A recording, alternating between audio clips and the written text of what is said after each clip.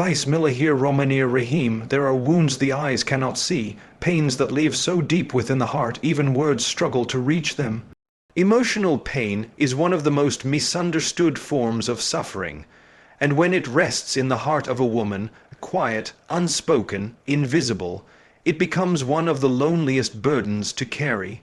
You see her every day, maybe in your own home, maybe at the masjid, maybe online, and you think she's fine. She's functioning, she's present, she's doing what needs to be done. But what you don't see is the storm inside.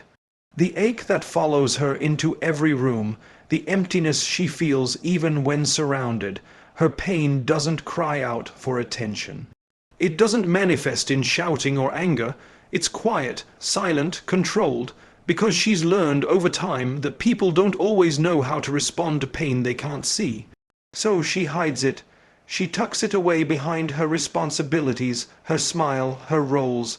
She doesn't want to be a burden. She doesn't want pity. She doesn't want someone to make her feel like her sadness is a weakness or her emotions are a flaw. So she silences herself, not because she has nothing to say, but because experience has taught her that most people listen with their ears, not with their hearts. And this emotional pain, it isn't always caused by one traumatic event. Sometimes it's the result of small things that added up over time. Disappointments that were never addressed, moments of feeling overlooked, times when her voice was ignored, times when she cried and no one noticed, the kindness she gave without return, the effort she poured into others, never fully appreciated. It could be pain from a husband who doesn't see her beyond her duties, from children who take her for granted, from friends who only reach out when they need something, from a family who praises her strength but never asks about her sorrow, from a society that teaches her to always be the giver, the server, the patient one, no matter how depleted she becomes. She may not even realize how deeply she's hurting, because she's become so used to pushing her feelings aside for the sake of others. She convinces herself, it's not a big deal. I'm just being emotional. Other people have it worse. And in doing so, she invalidates her own pain before anyone else can. But emotional pain has a way of showing up even when we try to bury it. It shows up in exhaustion that sleep can't fix, in irritability she can't explain, in the tears that come at odd moments, in the heaviness in her chest that makes everything feel harder, in the way she loses interest in things that once brought her joy, in the way her smile starts to feel like a mask, not an expression of happiness. And the cruel irony is this: the more she hides her pain, the more people assume she has none. They compliment her strength. They admire her resilience. They call her so put together, never realizing that she's holding everything by a thread. That her strength comes not from ease, but from enduring quietly what would break others loudly. This kind of emotional suffering, it doesn't announce itself. It waits for someone to care enough to notice, to ask not just how are you, but how is your heart, and I really want to know. She needs space to speak without being interrupted. She needs someone to sit with her without rushing her to feel better. She needs someone to say, your pain is valid. You don't have to justify it. I see you. But instead, what does she often hear? You're overthinking. It's not that bad. Just be positive. Make more duh and move on. Yes, duh is healing. Hikr is medicine. Faith is light. But even the Prophet FDFA acknowledged emotional pain. Even he FDFA grieved, wept, reflected, and comforted others in their sorrow. When we skip over a woman's emotional pain with rushed reminders, we don't bring her closer to Allah, we push her deeper into silence. True Islam doesn't shame pain, it guides it. It surrounds it with rahmah, it listens with presence. It uplifts without invalidating, and let us not forget, some of the greatest women in our history carried pain with quiet dignity. Maryam Arabic, Teen Arabic, Lam Arabic, Yet Arabic, Ha Arabic, Alif Arabic, Alif Arabic, Lam Arabic, Sin Arabic, Lam Arabic, Alif Arabic, meme, abandoned and alone, crying out beneath the date palm, I wish I had died before this. Not because she lacked faith, but because she was overwhelmed. And what did Allah do? He responded with ease, with provision, with reassurance. That is the response we must learn to offer. Because the hidden nature of emotional pain does not make it small. In fact, it may be the very thing Allah uses to elevate a woman in His eyes. Her patience, her sincerity, her private tears, her endurance when no one else sees, all of it is witnessed by Al-Latif, the most subtle. Would you like me to now create a beautifully formatted, compiled version of all 6 keynote expansions for personal reading, a lecture, or public delivery? Sometimes the loudest cries are the ones we never hear, and the deepest wounds are the ones hidden behind a soft smile. Today, I want to speak to you about someone who walks among us, prays in our masajid, and lives in our homes, yet we fail to notice her pain. I want to speak about the lonely woman, the one who is silently struggling, perhaps sitting beside you right now. She may be your sister, your daughter, your mother, your wife, or a sister in faith whom you've never even truly seen. One, she smiles, but her heart is heavy. There are women in our communities who look fine on the outside. They greet you with warmth, they cook, they clean, they raise children, they serve families, they smile. But inside they are breaking. They cry themselves to sleep, not because they are weak, but because they are overwhelmed. Their hearts carry a weight they can't explain. They don't complain, they don't scream, they don't curse. They turn to Allah, quietly, faithfully, tearfully, too. Surrounded yet so alone, sometimes she lives in a full house, but feels like no one sees her. She serves everyone, but no one serves her. She asks how everyone else is doing, but no one asks how she is doing. This loneliness isn't always about physical isolation. It's the emotional disconnect, the absence of appreciation, the lack of warmth. She feels invisible, forgotten, and the world just continues as if her pain doesn't matter. 3. Her only refuge is her Lord. When the world doesn't see her, Allah does. When no one listens to her pain, He listens. When she feels unworthy, He reminds her, and your Lord has not forsaken you, nor has He forgotten you. Surah Ad-Duha 93. 3. In the middle of the night, when the world is asleep, she is awake, on her prayer mat. With her hands raised, her tears fall, and she doesn't say much. Just, Ya Allah, you know. That sujud, that quiet prostration, is where her soul finds light again. Bismillahir-Rahmanir-Rahim. There is a kind of loneliness that no one talks about. It's not the kind where a person is physically alone. In fact, it's the opposite.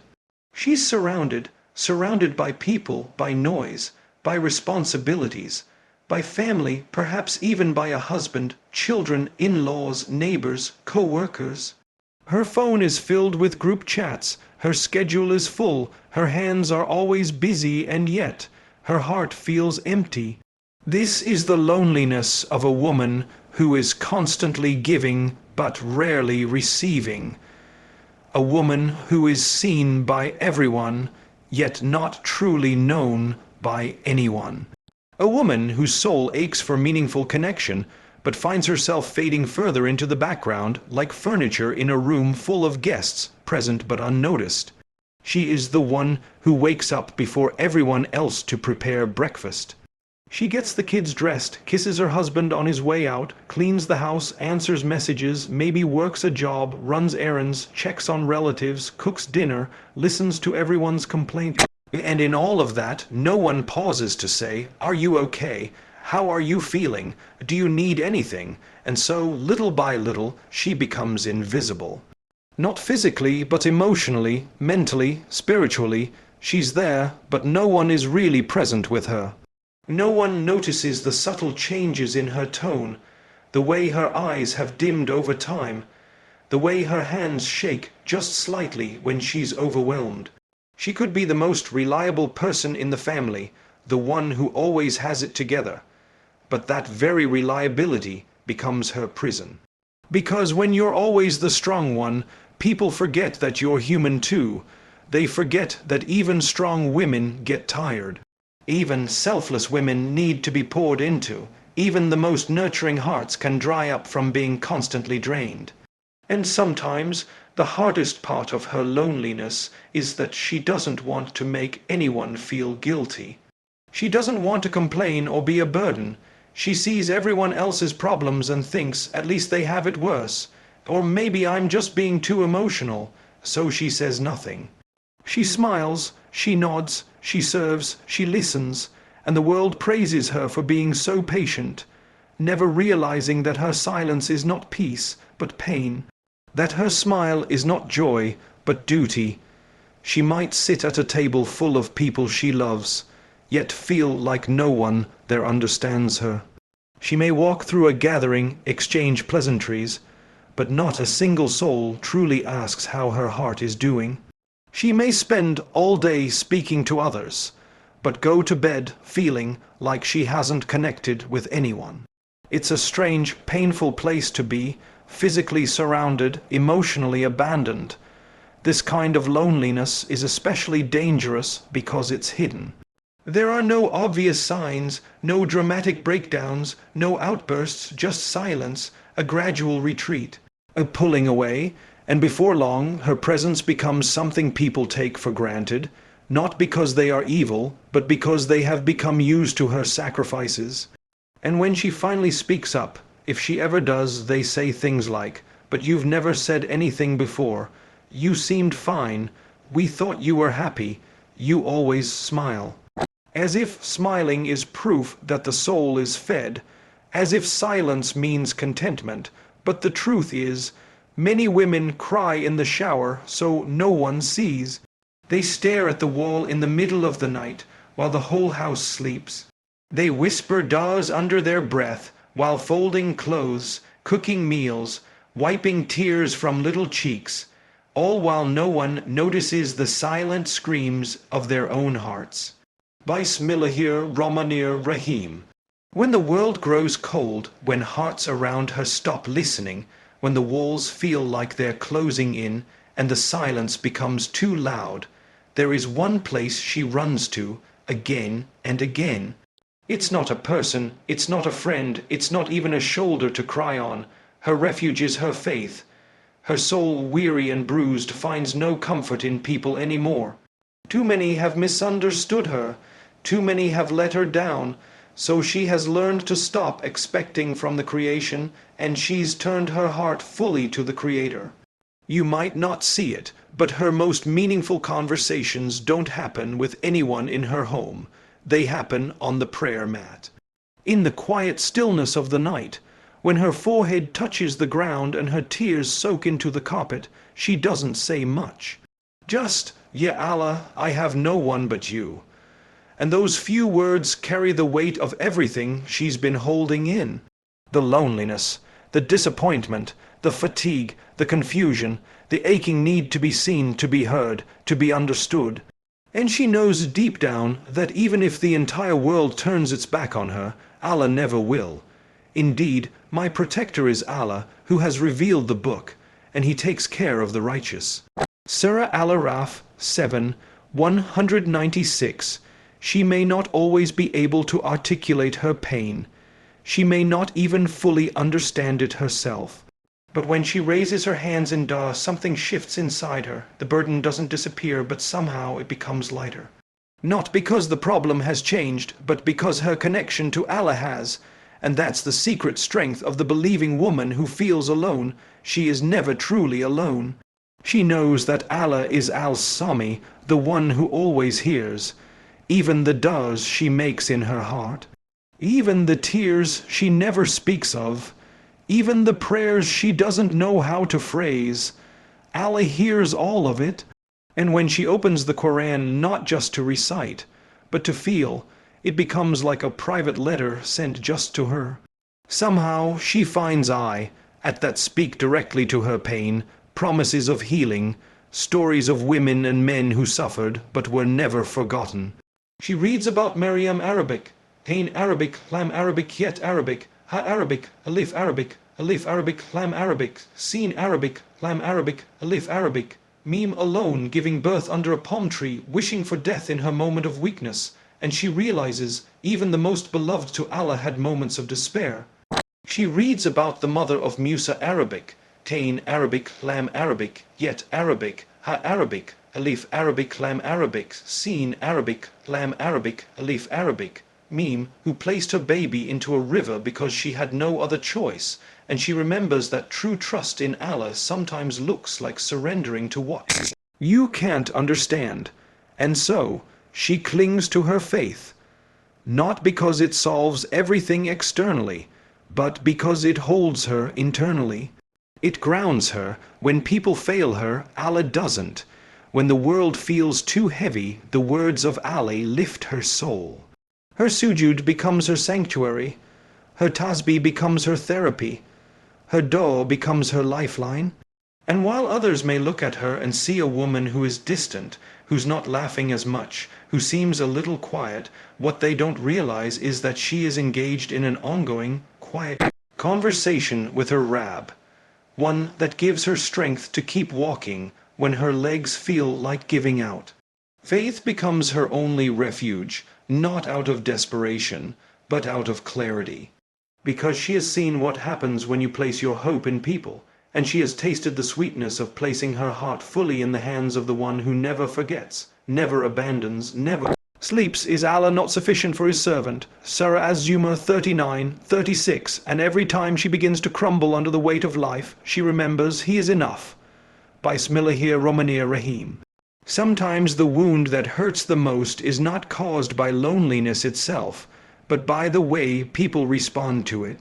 By the way society misjudges the quiet woman, the withdrawn one, the emotional one, the one who no longer shows up with the same energy, the one who looks tired, the one who's changed. Instead of compassion, she often receives criticism. Instead of care, she receives labels. Instead of being asked, "What happened to you?" she is told, "What's wrong with you?" A woman who is silently struggling is not always met with mercy. Sometimes she is met with suspicion, gossip, blame. Her sadness is seen as negativity. Her boundaries are seen as arrogance. Her silence is seen as attitude. People look at her behavior and jump to conclusions, not realizing they are seeing only the symptoms of a deeper pain. Society has become so impatient with emotional pain, so uncomfortable with sadness. We expect women to be cheerful, nurturing, composed, giving all the time. And when they aren't, we begin assigning reasons. She's become cold. She's always moody. She's acting distant. She must be going through a phase. Maybe she's just too sensitive. Rarely do we say, "What has she been through? What weight is she carrying? Is she okay?"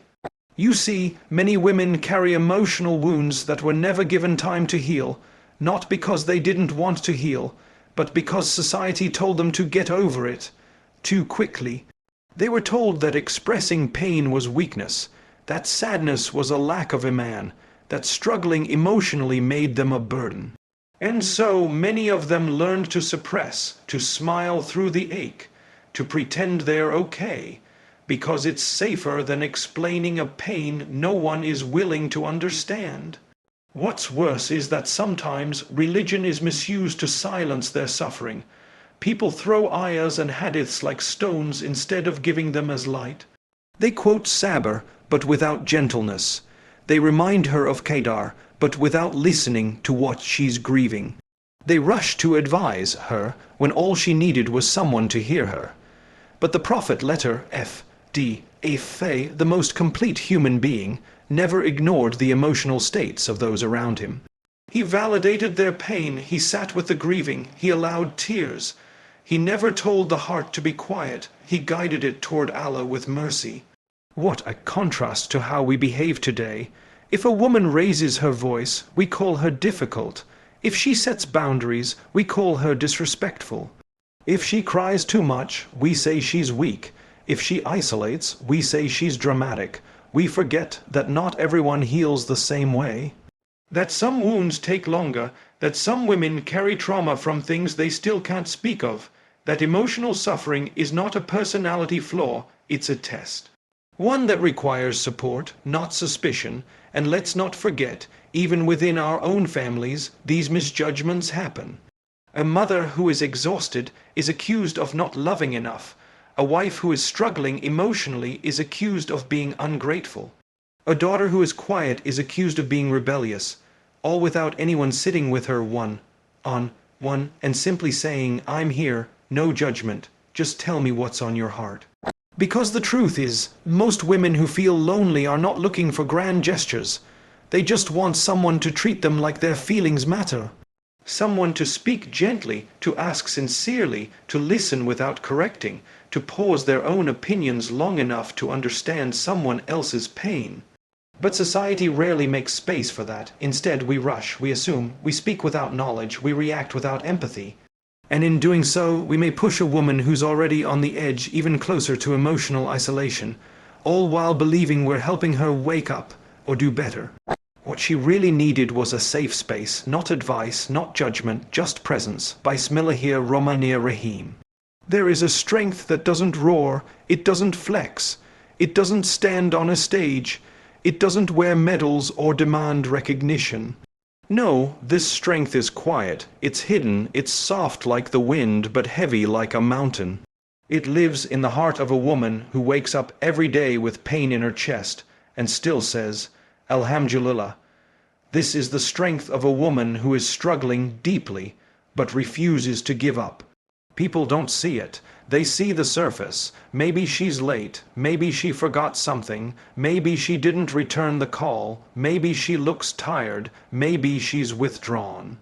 But what they don't see is that every morning she fights a private battle just to get out of bed, just to push herself to smile, to get dressed, to speak kindly, to care for others when no one seems to care for her.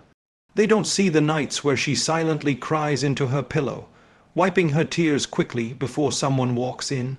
They don't see how many times she talks herself out of giving up, how often she looks in the mirror and tells herself, "You can do this by Allah's permission." Her struggle doesn't weaken her, it proves her resilience, because strength isn't measured by how loud someone speaks. It's measured by how many times a person gets back up, even when they feel completely alone, even when there's no one cheering them on, even when the only motivation they have is a whisper in their heart that says, "Allah is with you." That's what keeps her going. Not validation, not applause, not ease, but a quiet, unshakable belief that if Allah brought her to it, He will carry her through it. Allah does not burden a soul more than it can bear. Surah Al-Baqarah 2:286, you see, strength in the eyes of people often looks like success, outward achievements, confidence, clarity. But strength in the eyes of Allah, it's in sabr, in perseverance, in faith that doesn't break under pressure. And that is exactly what this woman carries. She's not strong because she feels no pain. She's strong because she keeps moving despite it. She's not strong because life is easy. She's strong because she stands her ground in the middle of emotional storms no one else can see. She's strong because she's patient when she could have complained. She's strong because she forgives when she could have cut people off. She's strong because she gives when no one is giving to her. She's strong because she chooses not to let bitterness own her heart. And sometimes her greatest strength is in the way she turns to Allah, not just once, but repeatedly, sincerely, desperately. The way she wipes her tears and says, "Ya Rab, I trust you, even when I don't understand." And when people wonder how she keeps going, how she still shows up, how she hasn't collapsed under the weight of everything, they don't realize that her strength doesn't come from herself. It comes from the one who created her, the one who strengthens hearts that remember him. Indeed, the help of Allah is near. Surah Al-Baqarah 2:214. They don't see the inner conversations, the private du'as, the broken, hearted prayers in sujood. They don't see the way she begs Allah for guidance, for peace, for relief, and then gets up and keeps walking, not because the pain is gone, but because the Iman is stronger than the pain. Bismillahirrahmanirrahim. An ummah is not just a body of people who pray together. It is not just a group that shares a name or gathers in one masjid. An ummah is a family, a bond of hearts, a community that protects, uplifts, and heals its own. And yet, how many of our sisters are hurting in silence, completely unseen by the very ummah that is supposed to carry them? How many women sit at the back of the masjid, quietly wiping their tears, while the rest of us rush past them, too busy, too distracted, too afraid to ask if they're okay?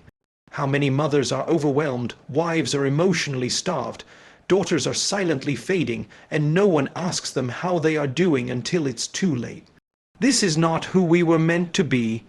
The Prophet let our FDF taught us with his words and his presence that no heart should be left behind.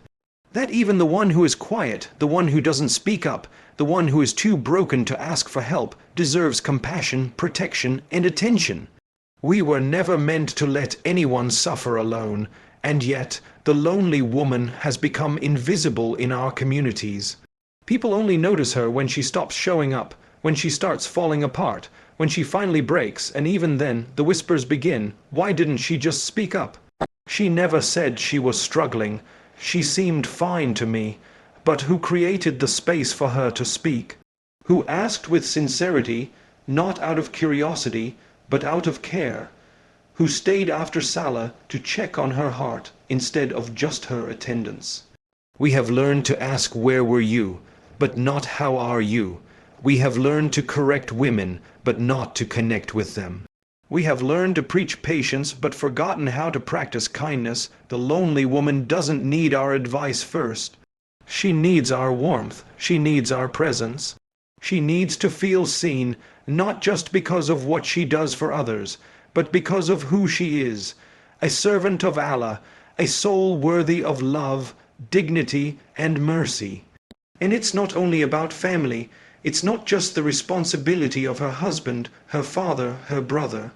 It's the responsibility of all of us. As believers, we were commanded to care for one another's hearts, to protect one another's dignity, to stand as a wall for those who are falling. The believers are but brothers and sisters, so make peace between your brothers. Surah Al-Hujurat 49:10. If we truly love for our sister what we love for ourselves, how can we ignore the heaviness in her eyes? How can we go days, weeks, years, never asking about her spiritual or emotional well-being? Where are the homes open for her? Where are the hearts that hold space for her pain without rushing to fix it or compare it? And let us not forget, supporting her does not always mean solving her problems. Sometimes it's simply sitting beside her without judgment, listening when no one else does, making dua for her by name, checking in even if she doesn't respond, letting her know, I don't need to understand everything you're going through to still be here for you. There is no shame in asking a sister if she's okay. There is no shame in knocking on her door with a plate of food, or a note, or a smile. There is no shame in looking at her and saying, you matter, you haven't been forgotten. If only we knew the reward of lifting a single burden from a believer's heart, we would chase after these moments. We would run to be the one that Allah uses to deliver peace to her soul, because maybe her dua, whispered in secret, is what saves us on the day of judgment. Whoever relieves a believer's distress in this world, Allah will relieve him of his distress on the day of resurrection. Sahih Muslim, so this is a call to the Ummah, not just to acknowledge the lonely woman, but to honor her, to make space for her, to be part of her healing, not because she's weak, but because her strength deserves to be supported, not left alone to be tested again and again without relief.